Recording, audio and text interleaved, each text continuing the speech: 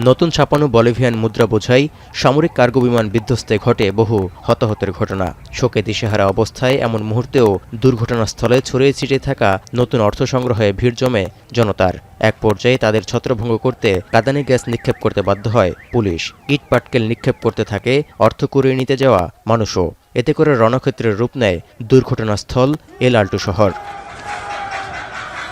এ অবস্থায় এসব অর্থ ব্যবহারের চেষ্টাকারীকে অপরাধী হিসেবে গণ্য করা হবে বলে সাফ জানিয়ে দিয়েছে বলিভিয়ার প্রতিরক্ষামন্ত্রী।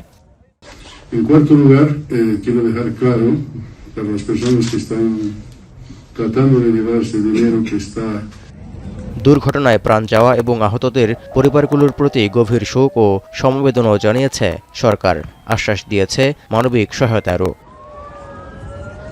বিধ্বস্ত সামরিক কার্গো বিমানটি যুক্তরাষ্ট্রের তৈরি হারকিউলিস C-130 মডেলের। এটিতে 30 ক্রু সদস্য ছিলেন। তবে ঠিক কী কারণে অবতরণের সময় বিধ্বস্ত হলো তা জানতে তদন্ত কমিটি গঠন করেছে বিমান বাহিনী।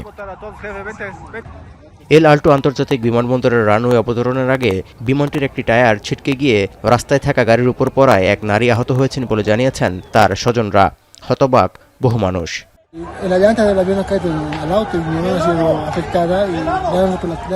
জানা গেছে স্থানীয় সময় শুক্রবার বিকেলে এল আল্টো আন্তর্জাতিক বিমানবন্দরে অবতরণের সময় নিয়ন্ত্রণ হারিয়ে রানওয়ে থেকে ছিটকে পাশের একটি প্রধান সড়কে আছড়ে পড়ে বিমানটি। সেখানে থাকা একাধিক গাড়ি দুমড়ে মুচড়ে যায়। এতে করে অন্তত 15 জনের প্রাণহানি এবং 30 জন আহতের খবর জানিয়েছে ফায়ার সার্ভিস।